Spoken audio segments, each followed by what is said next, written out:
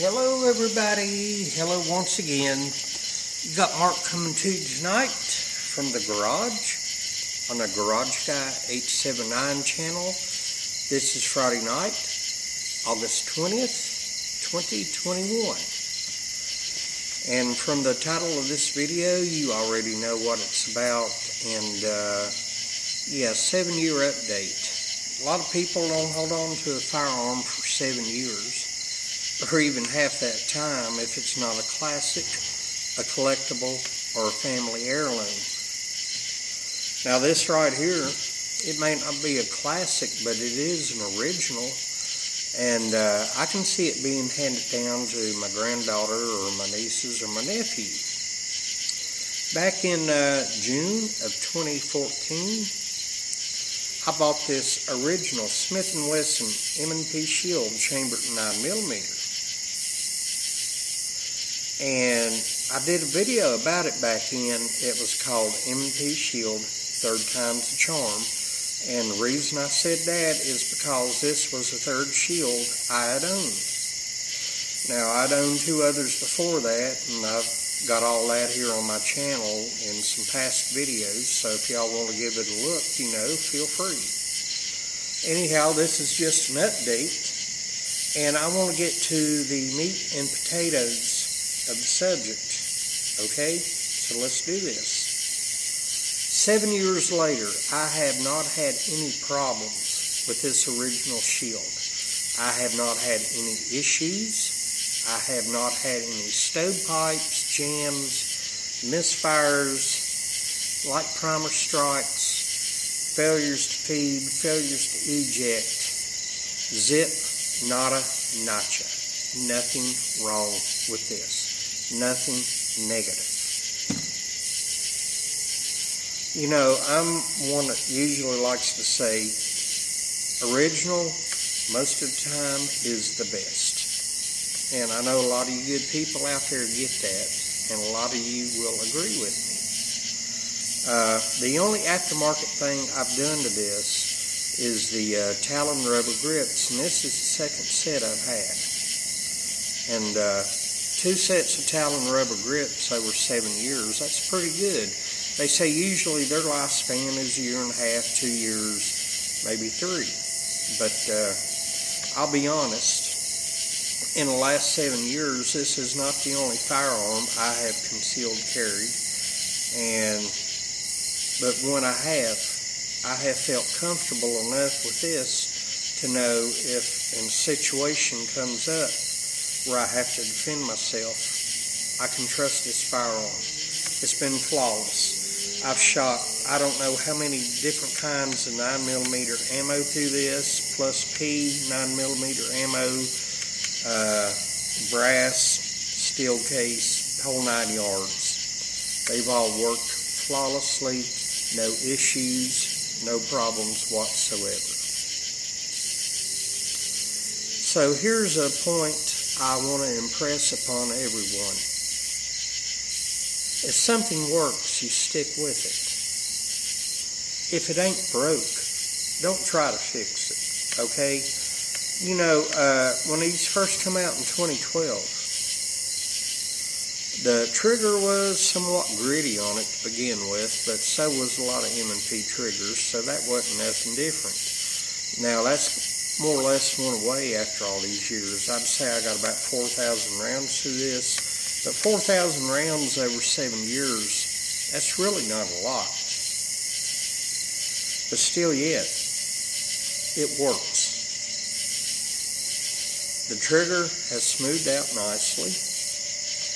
One of the complaints back in 2012, or I'll say 2014 when I did the initial video on this, the white dots have fell out of my sights. Well, guess what? They haven't fell out of this. Let me do a safety check real quick. Magazine's empty. Chamber's empty. Point and aim safe direction. Good to go. 3-dot white sight picture right there. You know, this thing has been excellent. I cannot sit here and brag about it enough, okay? Now, when these did first come out for the first year or so, a lot of people complained, whined, and bellyached and just flat out cried, hello Yankee Marshall, about this having a manual safety lever. Guess what? That's all well and fine. I like a manual safety lever. It don't matter if it's a concealed carry gun or a full-size duty gun. You know, manual safety lever, that's kind of how I roll. That's what I was raised on. I'm used to it. Now, I do know sometimes if somebody get in a struggle or a fight and the safety lever will get nudged from a safe position down to the fire position, and sometimes, but very seldom, you'd have an accidental discharge, but not with the M&P Shield, not this one anyway. I said in the initial video, you have to give some good effort to get this to go from safe to fire. And here it is 7 years later. I stand by that statement. It takes some good effort. Safe, fire. That's all right. It works. When something works, you stick with it. Now, a lot of people are talking about, let's see. Here comes the M&P Shield Plus. Now, it's pretty much the same exact thing internally. Now, the stippling on the grip may be a little bit different. That's not a big deal. Me, like I said, I got the Talon rubber grip, so the grip stippling doesn't even come into effect. The Shield Plus does have a flat face trigger and is smoother. Well, I'm sure that's all well and good. But let's go back to before the Shield Plus. You had the original Shield. Then here comes the Shield 2.0.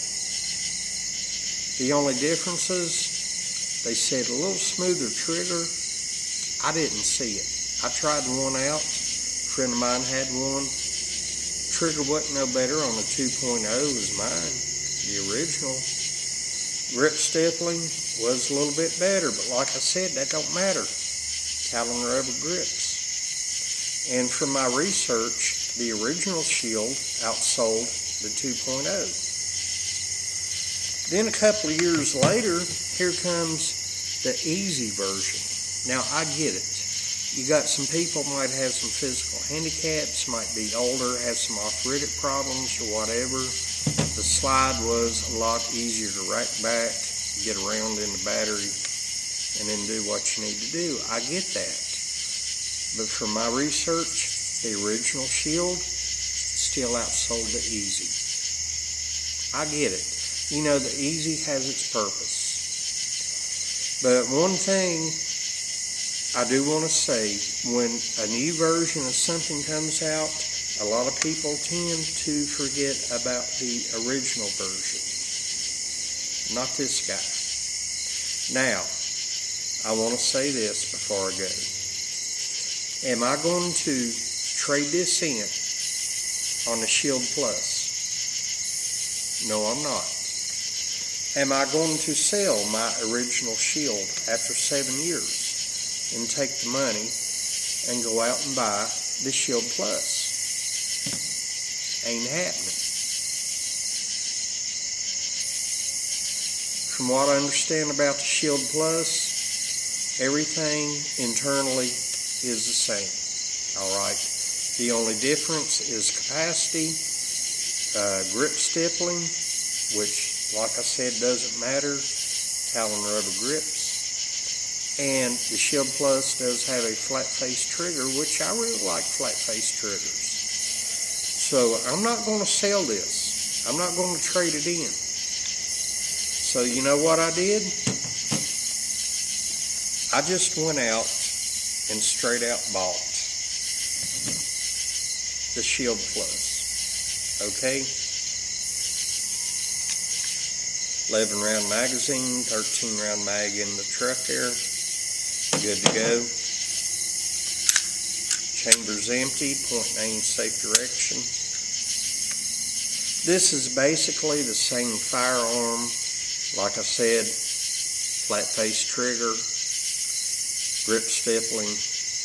The internals are the same as the original, and when I sit here and hold this,